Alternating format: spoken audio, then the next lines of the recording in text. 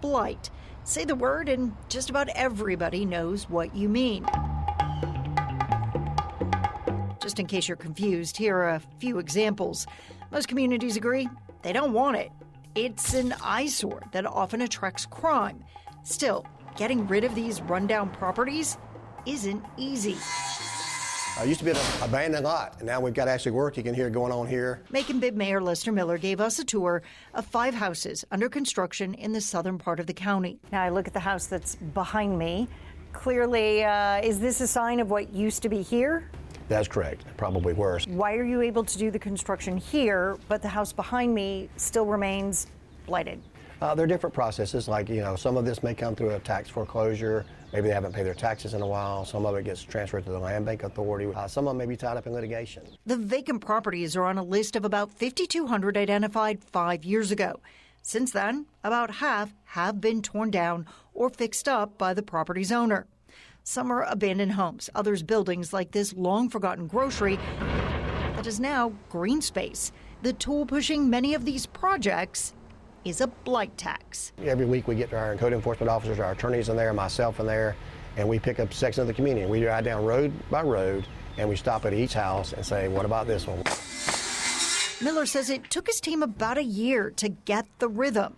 And after collecting more than $3 million in blight taxes, property owners are taking notice. And now, when we go into a neighborhood and we do 1 or 2 of these properties, you'll see 3 or 4 next door become more vibrant themselves. They start getting permits, reaching out to us instead of us reaching out to them. Because when his office reaches out, the clock starts ticking to bring the property into compliance.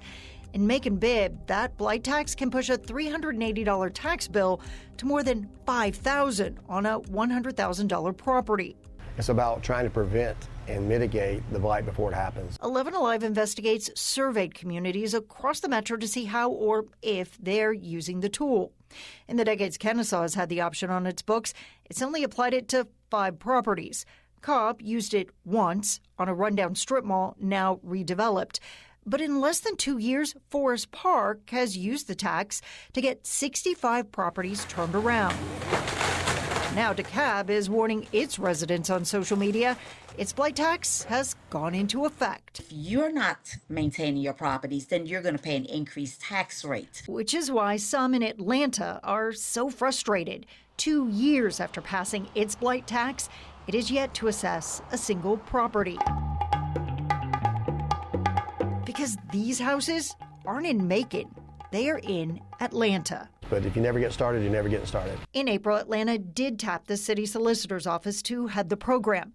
But 2 months later, when the city council passed a resolution asking it to tax a long-stalled high-rise project, a spokesperson said they still weren't ready to start the clock. Miller says he'd rather properties get fixed up without the government involved. But if hitting absentee owners in the wallet is what it takes, at least Macon-Bibb uses the money towards projects like these. This is going to be about a 3-bedroom house here, probably 1,200 square feet. A crime hotspot, now affordable housing and hope. Rebecca Lindstrom, 11 Alive, investigates.